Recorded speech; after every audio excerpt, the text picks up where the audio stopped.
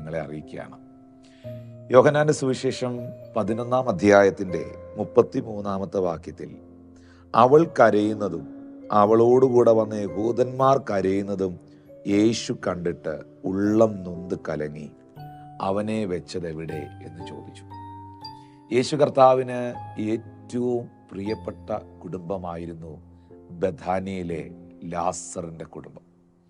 മാർത്തയും മറിയയും ലാസറിൻ്റെ സഹോദരിമാരായിരുന്നു.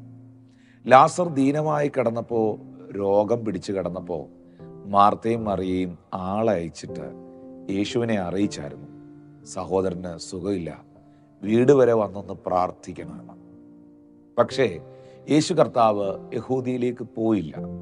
പോകാഞ്ഞതിന് പല കാരണങ്ങളുണ്ട്. ആ കാരണങ്ങൾ യോഹന്നാൻ സുവിശേഷം 11-ാം അധ്യായത്തിൽ തന്നെ എഴുതിയിട്ടുണ്ട്.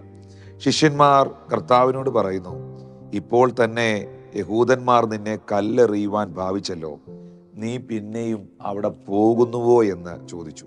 യോഹന്നാൻ 11-ന്റെ 8-ാമത്തെ വാക്യം. അപ്പോൾ യേശു കർത്താവ് ഏറ്റവും കൂടുതൽ എതിർപ്പും പ്രതിസന്ധിയും വെല്ലുവിളിയും ഒക്കെ അനുഭവിച്ചൊരു പട്ടണമാണത്. എന്നാൽ നമുക്കറിയാം, ലാസർ മരണപ്പെട്ട് കഴിഞ്ഞപ്പോൾ ആ വാർത്ത യേശു അറിഞ്ഞപ്പോൾ യേശു പറയുകയാണ്, ഞാൻ ആ പട്ടണത്തിലേക്ക് പോകാൻ പോവുകയാണ്. അപ്പോൾ ശിഷ്യന്മാർ പറയുന്നു, പോകാൻ പാടില്ല, പോയാൽ അത് വലിയ പ്രയാസം ഉണ്ടാക്കും. അപ്പോൾ യേശു കർത്താവ് അവിടെ ഉറപ്പിച്ച് പറയുന്നു, നമ്മുടെ സ്നേഹിതനായ ലാസർ നിദ്ര കൊള്ളുന്നു എങ്കിലും ഞാൻ അവനെ ഉണർത്താൻ പോകുന്നു. എല്ലാവരും അവൻ അവസാനിച്ചു എന്ന് പറയുന്നെങ്കിലും അവസാനിച്ചു എന്ന് നിങ്ങൾ പറയുന്നതിനെ ഞാൻ എഴുന്നേൽപ്പിക്കാൻ പോവുകയാണ്. ഇത് ഇന്ന് നിങ്ങളോടുള്ള സന്ദേശമാണ്. എല്ലാം കഴിഞ്ഞു എന്ന് നിങ്ങൾ പറയുന്നതിനെ കർത്താവ് ഒരത്ഭുതമാക്കാൻ ആഗ്രഹിക്കുന്നു. എല്ലാം അവസാനിച്ചു എന്ന് നിങ്ങൾ ചിന്തിക്കുന്നതിനെ യേശു ഒരു വിടുതലാക്കി മാറ്റാൻ പോകുന്നു. അതെ, മരിച്ചു എന്ന് നിങ്ങൾ കരുതിയതിനെ, അവസാനിച്ചു എന്ന് നിങ്ങൾ ചിന്തിക്കുന്നതിനെ എഴുന്നേൽപ്പിക്കുവാൻ, തിരിച്ചു കൊണ്ടുവരുവാൻ യേശു കർത്താവിന് കഴിയും. എന്നാൽ താഴോട്ടുള്ള ഭാഗങ്ങൾ വായിക്കുമ്പോൾ നമുക്കറിയാം, യേശു ആ വീട്ടിലേക്ക് ചെല്ലുമ്പോൾ ആ സഹോദരിയായ മാർത്ത കർത്താവിൻ്റെ അരികിലേക്ക് ഓടി വന്നു. എന്നിട്ട് പറഞ്ഞു, കർത്താവെ, നീ ഇവിടെ ഉണ്ടായിരുന്നെങ്കിൽ എൻ്റെ സഹോദരനായ ലാസർ മരിക്കത്തില്ലായിരുന്നു. ഇപ്പോഴും നീ ദൈവത്തോട് എന്തപേക്ഷിച്ചാലും ദൈവം നിനക്ക് നൽകുമെന്ന് ഞാൻ അറിയുന്നു. അപ്പം മാർത്ത ശരിക്കും യേശുവിനോട് പറയുന്നത് പുനരുത്ഥാന നാളുകളെ കുറിച്ചാണ്.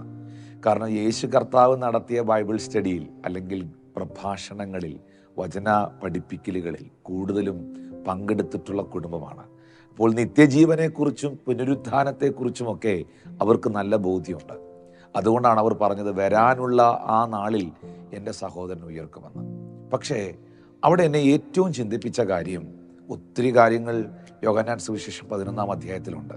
വിശ്വസിച്ചാൽ നീ ദൈവത്തിൻ്റെ മഹത്വം കാണുമെന്ന് പറഞ്ഞതും, അവൻ്റെ കെട്ടഴിപ്പീൻ അവൻ പോകട്ടെ എന്ന് പറഞ്ഞതും, കല്ല് നീക്കുവീനെന്ന് പറഞ്ഞതും, ലാസറെ പുറത്തു വരിക എന്ന് പറഞ്ഞതും, ഈ ദീനം മരണത്തിനല്ല, ഇത് ദൈവപുത്രൻ മഹത്വപ്പെടേണ്ടതിനാണെന്ന് പറഞ്ഞതും ഒക്കെ വലിയ വചനങ്ങളാണ്, അല്ലെങ്കിൽ ശ്രദ്ധേയമായ കാര്യങ്ങളാണ്.